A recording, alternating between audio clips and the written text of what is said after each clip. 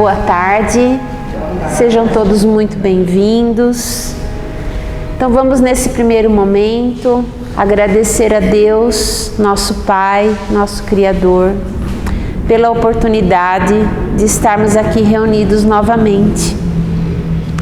Agradecemos a Deus, a Jesus, a Mãe Maria Santíssima e a todos os benfeitores desta casa que nos concedem a bênção e a oportunidade de estarmos aqui reunidos. Vamos então nesse momento procurar deixar do lado de fora desta casa as nossas preocupações, os nossos pensamentos em relação aos nossos problemas. Vamos deixar tudo isso do lado de fora.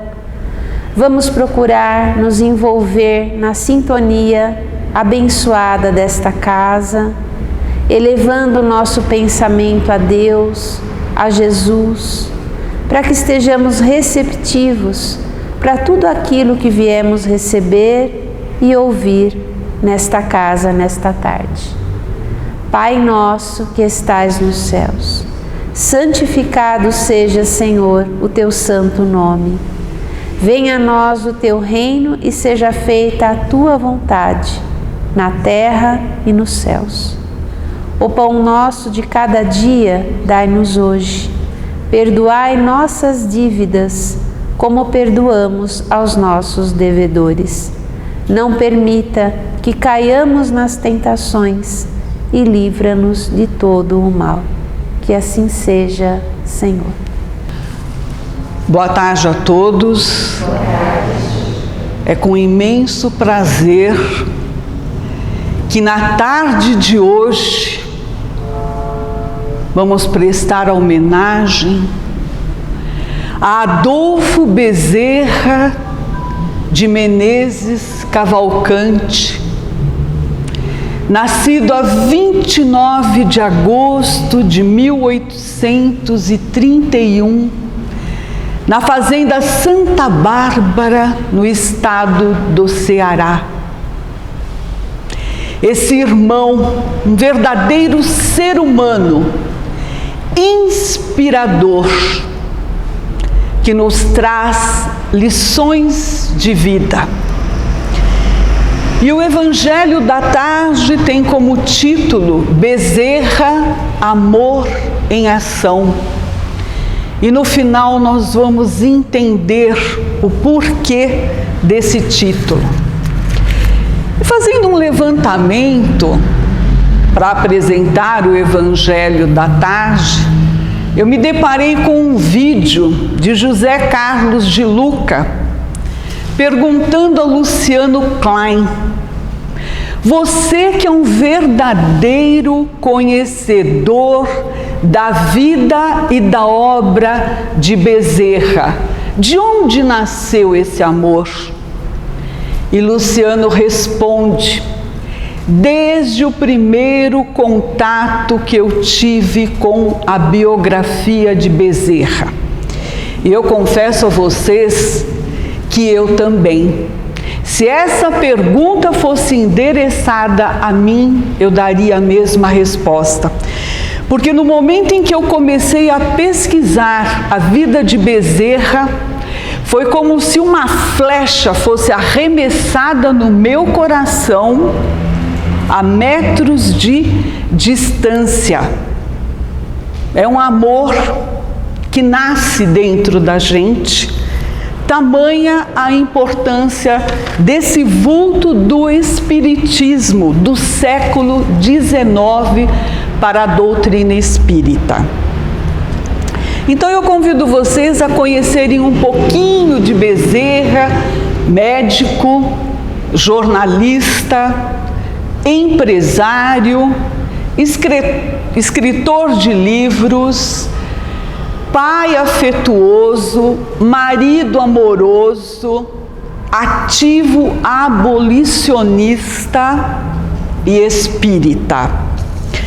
E falar dessa expressão do Espiritismo que veio com a missão de semear a doutrina espírita em terras brasileiras eu achei por bem iniciar por algumas de suas reencarnações, porque eu acredito que nós ficaríamos com um vácuo nessa apresentação se nós não conhecêssemos um pouco mais de Bezerra antes de Bezerra de Menezes. E nós vamos começar por Zaqueu.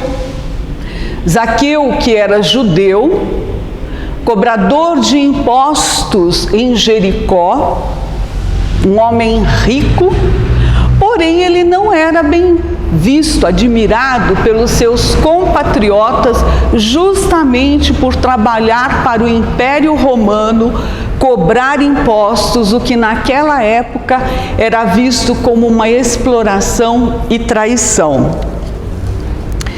E Zaqueu começou a despertar nele um interesse em conhecer a Jesus.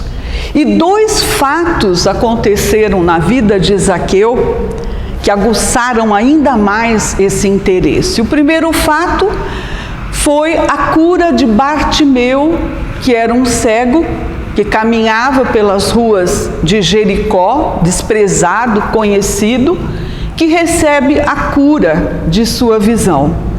E um segundo fato foi um convite que Levi, que era cobrador de impostos em Cafarnaum, recebe para seguir a Cristo e que depois vem a se chamar Mateus o apóstolo.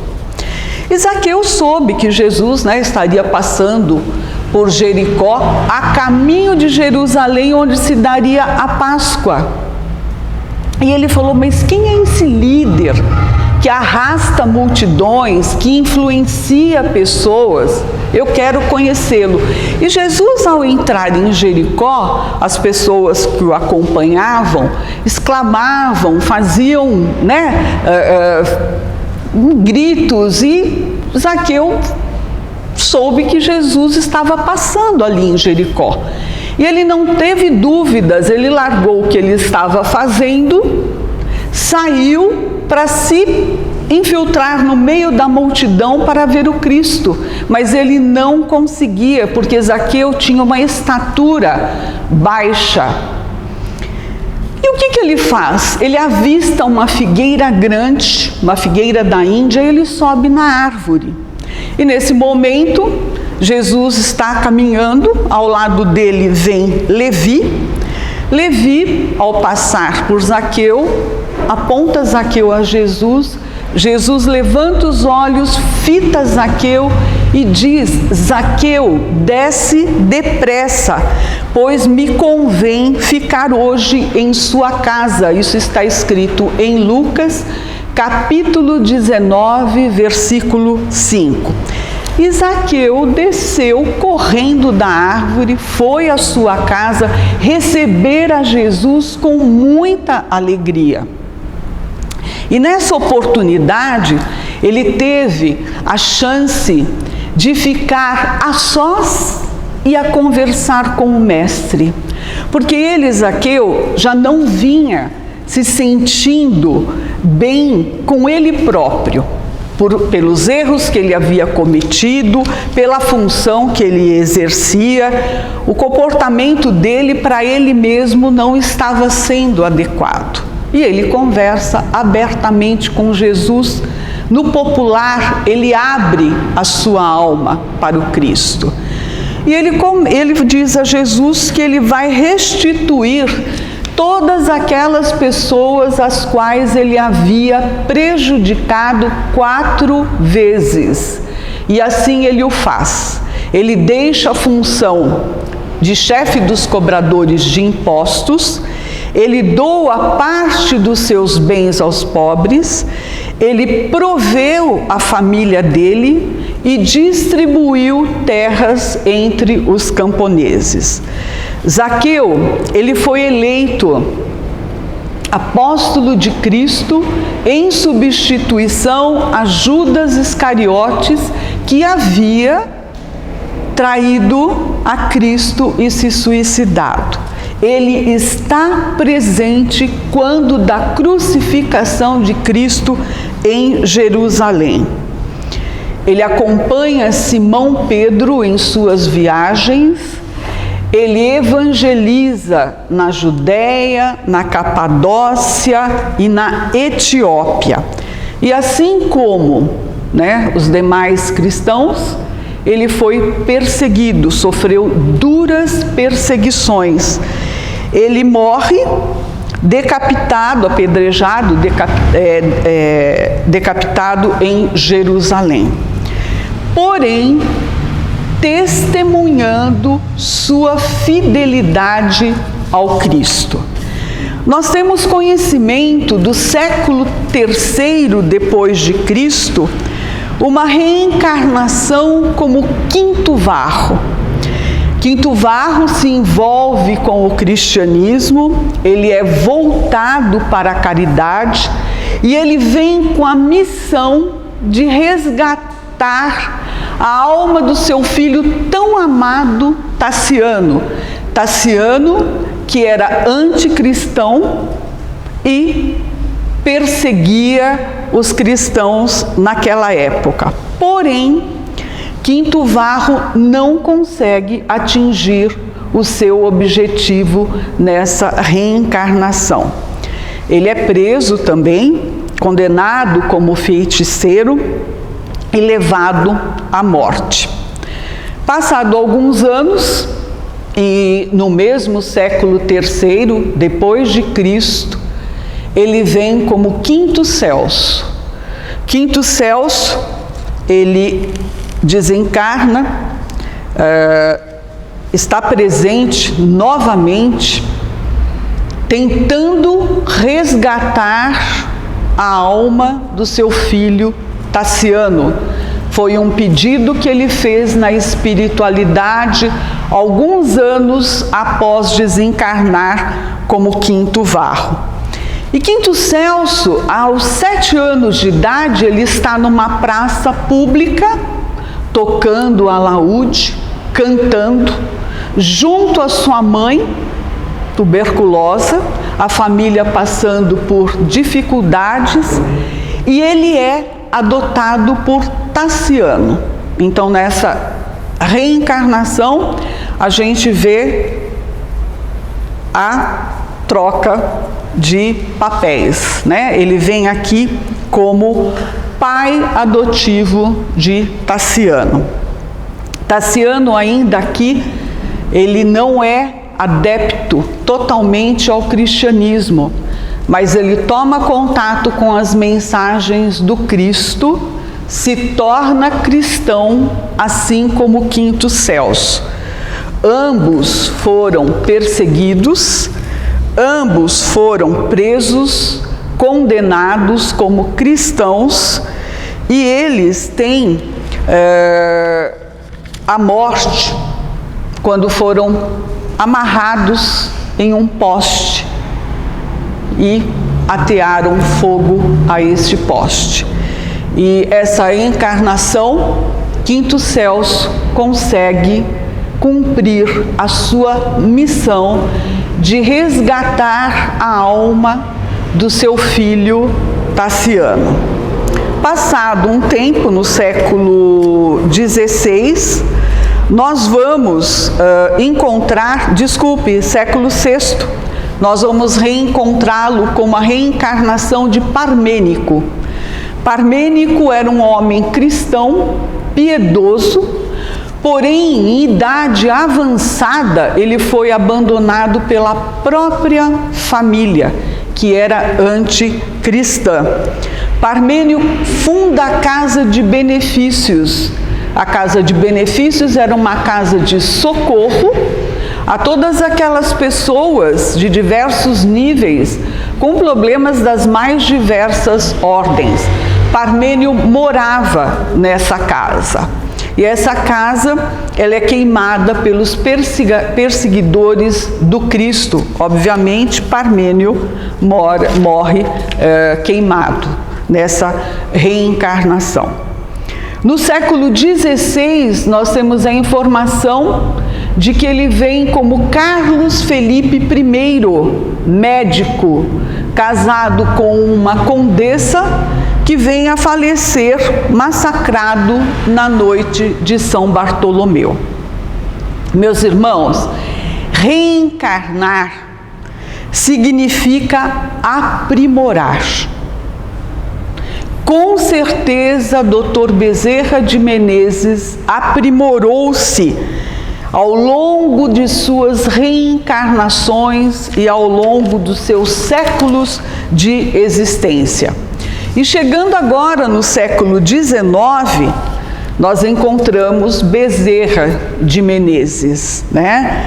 Ele que é filho de Antônio Bezerra de Menezes e Fabiana Cavalcante de Albuquerque. Seu pai era um rico fazendeiro, bondoso, um coração assim enorme, que ajudava todas as pessoas que o procuravam, amigos, familiares, e com isso a fortuna foi se esvaindo. Então a família Bezerra de Menezes, ela passa da abundância a privações.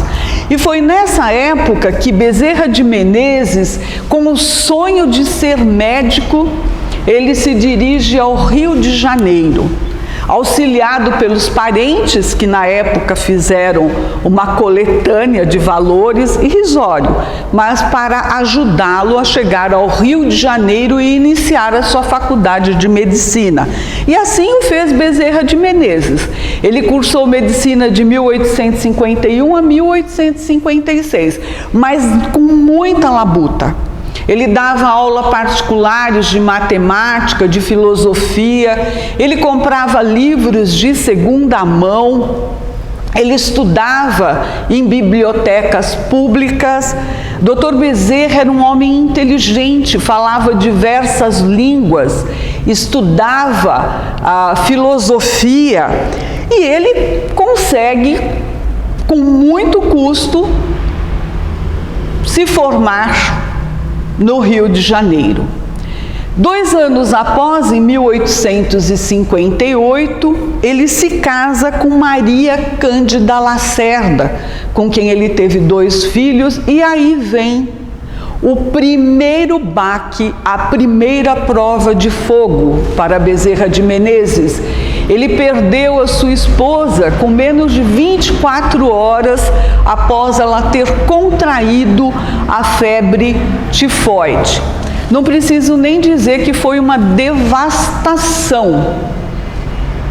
Dr. Bezerra apático, abatido, mas mesmo assim seguindo com persistência a sua vida, enfrentando as suas lutas, as suas batalhas. Nessa época ele recebeu de um amigo dele do consultório a Bíblia, e ele leu a Bíblia todinha, como a gente costuma dizer, né, de cabo a rabo, e disse ele que a Bíblia para ele foi um bálsamo para a sua alma. Dr. Bezerra casa-se depois, agora com a segunda esposa, que era irmã da sua irmã materna, que cuidava dos seus 2 filhos, Cândida Augusta, que ele carinhosamente a chamava de Dodoca. Com essa segunda esposa, ele teve 7 filhos. Dr. Bezerra de Menezes foi um pai afetuoso. Ele conversava fininho com os seus filhos, colocou apelido em todos eles. Adorava, gostava de roçar aquela barba branca dele no pescoço das suas filhas só para vê-las dar gargalhadas. A gente pode dizer que Dr. Bezerra de Menezes foi um pai à frente da sua época, quando no século XIX, né, nós tínhamos uma postura mais rígida dos pais em relação aos filhos. Ele teve grandes lutas, ele teve grandes perdas. Nessa reencarnação ele perde sua esposa e 5 filhos. Mas o que Dr. Bezerra não perdeu, que foi uma nutrição para ele, foi o amor que ele tinha através do Cristo. Ele tinha tudo para não ser essa estrela de luz que ele é.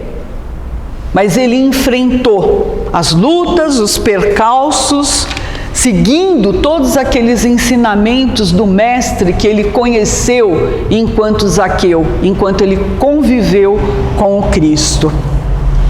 E Dr. Bezerra recebe da própria população, das próprias pessoas, a designação de médico dos pobres. E em 1861, com um amigo médico, ele funda a Casa de Saúde Godinho e Bezerra, aonde ele atende consultas particulares, consultas pagas, né? E nos últimos 5 anos da vida de Bezerra de Menezes, ele atendeu na farmácia Cordeiro. A farmácia Cordeiro, ela ficava localizada na mesma rua aonde ele morava, numa casa simples, passando por dificuldades financeiras na época. E nós temos conhecimento de vários casos de atendimento de Dr. Bezerra de Menezes. Eu vou citar 2 casos para a gente ter uma ideia de como era o atendimento, a disposição de Dr. Bezerra em relação ao próximo. Um caso foi de uma criança, de uma menina de 10 anos, que chega acompanhada dos pais, que tinha engolido uma agulha com uma linha e essa agulha havia ficado entalada em sua garganta. O pai já havia percorrido hospitais, médicos e ninguém conseguia. Dr. Bezerra de Menezes, como era muito conhecido no Rio de Janeiro, o pai não pensou 2 vezes. Vamos até Dr. Bezerra de Menezes. E lá chegando, Dr. Bezerra administra uma medicação, faz massagem no pescoço da criança e ela consegue expelir a agulha. Esse caso, assim como tantos outros, ele é publicado no jornal da época. Então, os historiadores conhecem hoje Bezerra através dos jornais da época, onde as famílias agradeciam enormemente ao médico dos pobres. E um segundo caso, que é conhecido de muitos, mas talvez alguém não conheça, é o caso da senhora que entra no consultório de Dr. Bezerra com uma criança enrolada nos braços. Dr. Bezerra atende, faz a ausculta do pulmão, prescreve a medicação, entrega o pedido à mãe e diz a ela: compre o medicamento e dê à criança de hora em hora. E a mãe vira para ele e fala o seguinte: comprar com o quê? Se eu não tenho nem dinheiro para comprar pão para os meus filhos. E Dr. Bezerra começa, como sempre, mexer em seus bolsos à procura de um dinheiro, alguma coisa para que ele pudesse auxiliar essa mão. E olhando, fitando a sua mesa de trabalho, ele mexe em seus dedos e anel de formatura. Anel que ele conseguiu com muito esforço. Ele tira o anel, entrega para a senhora e diz: compre o remédio, compre o pão, compre o leite, compre o que for necessário para a sua família. Ela ficou tão atônita que na hora ela não conseguiu nem agradecer. Ela sai do consultório. Quando ela vira para agradecer a Dr. Bezerra de Menezes, relatam que ele já estava com aquela voz mansa dele chamando o próximo paciente. Então, Dr. Bezerra de Menezes, ele trabalhava assim incessantemente e por muitas vezes se esquecendo até dele mesmo. Na realidade, ele guardava dentro dele a sabedoria dos ensinamentos de Jesus. Muitas vezes ele regressava ao lar sem um único dinheirinho, tostão no bolso. Sendo que se você fosse olhar na casa dele, não tinha um naco de pão dentro do armário. E a situação que a família vinha passando fez com que a sua esposa procurasse o senhor Cordeiro. Senhor Cordeiro, né, nós precisamos cobrar, nem que for um valor mínimo das consultas. E o senhor Cordeiro, que conhecia a situação da família, concordou com ela. Foram conversar com Bezerra de Menezes. Dr. Bezerra de Menezes não concordou. Porém, ele entendia o lado racional, né, de que ele não tinha o direito de fazer com a família, né, deixar a família passar por dificuldades. E ele concorda com uma objeção: desde que o dinheiro da consulta não passasse pelas mãos dele. Porque ele disse o seguinte: na hora que um aflito precisa do meu auxílio, eu me esqueço de tudo. Então, o Dr. Bezerra, ele era assim, ele era um cristão por inteiro. Dr. Bezerra vivia da caridade, para a caridade e na caridade. Eu entendi que Dr. Bezerra sabia que entre ele e Deus existe o próximo. E nós precisamos entender isso, que entre nós e Deus existe o nosso próximo.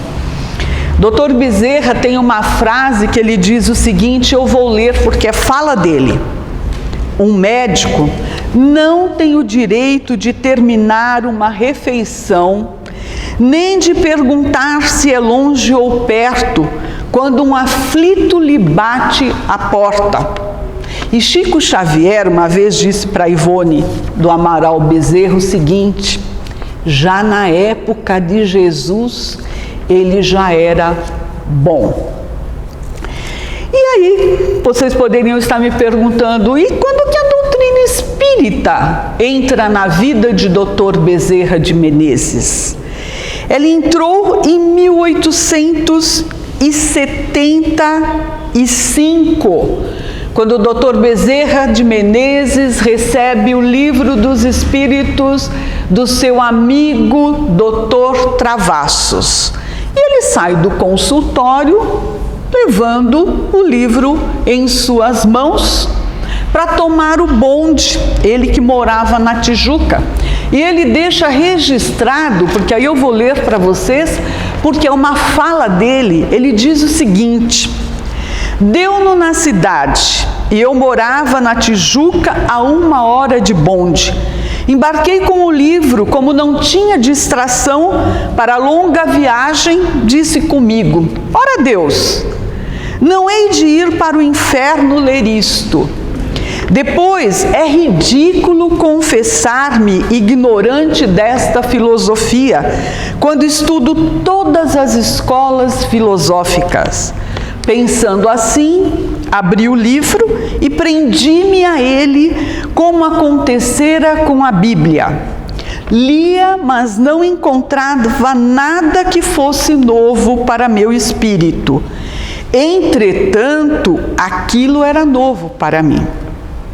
Eu já tinha lido ou ouvido tudo que se achava no Livro dos Espíritos.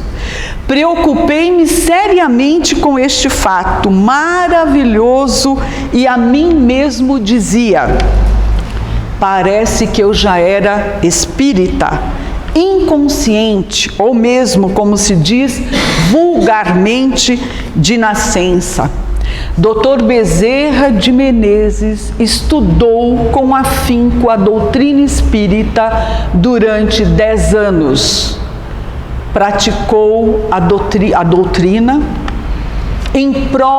pensando em prol da caridade, e na época um dos seus filhos passava por um processo de obsessão.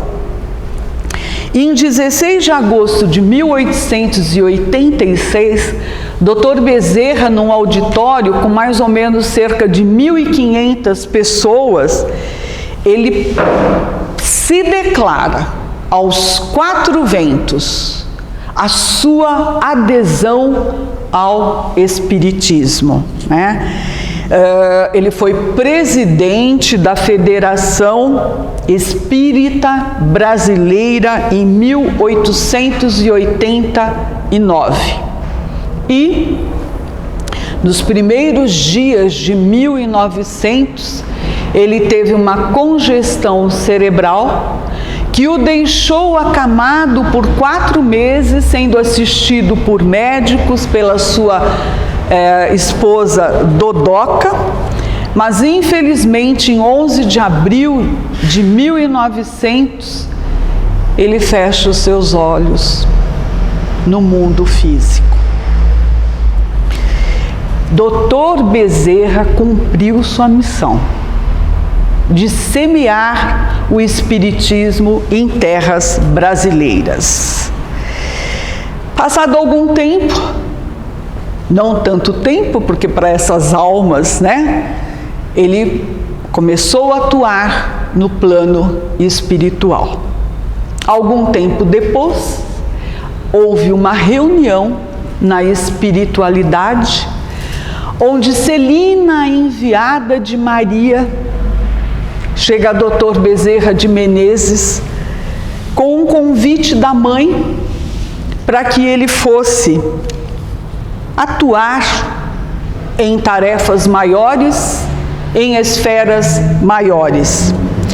Ele, emocionado, declina do convite e pede para permanecer entre os irmãos terrenos e solicita a Celina que transfira esse recado à Mãe Maria, e Mãe Maria diz que ele pode continuar junto ao plano físico o tempo que for necessário e sob as bênçãos dela. Então, felizmente, Dr. Bezerra de Menezes permanece entre nós para o bem da humanidade. Chico Xavier, em 1979, recebe uma mensagem de Bezerra de Menezes que eu vou ler para vocês. Nas horas de paz, caridade. Nos dias de provação, caridade. Nas tarefas habituais, caridade. Nos deveres que o mais alto atribui, caridade. Nas palavras, caridade. Nas apreciações, caridade. Nas dificuldades e sombras, caridade. De uns para com os outros, caridade. Ante aqueles que nos procuram, caridade. Nas perguntas e respostas, caridade. No trato com quem for, caridade. Meus amigos, Dr. Bezerra de Menezes é amor em ação. Dr. Bezerra de Menezes é caridade. E assim, como aconteceu com Zaqueu, Jesus nos pede para que a gente desça da árvore, para que ele possa entrar na nossa casa interior, porque é aqui que ele quer permanecer e ficar, através do seu amor, através dos seus ensinamentos. Estenda sobre nós, sobre toda a humanidade, seu manto azulino, nos cobrindo de fé, de amor, de esperança, dias melhores para o nosso planeta Terra. Nós somos os responsáveis pela evolução individual individual e coletiva. Não nos esqueçamos disso. Vivemos numa coletividade. E a nossa presença, a nossa melhoria é o que vai salvar este planeta. Obrigada pela atenção. Uma boa tarde a todos.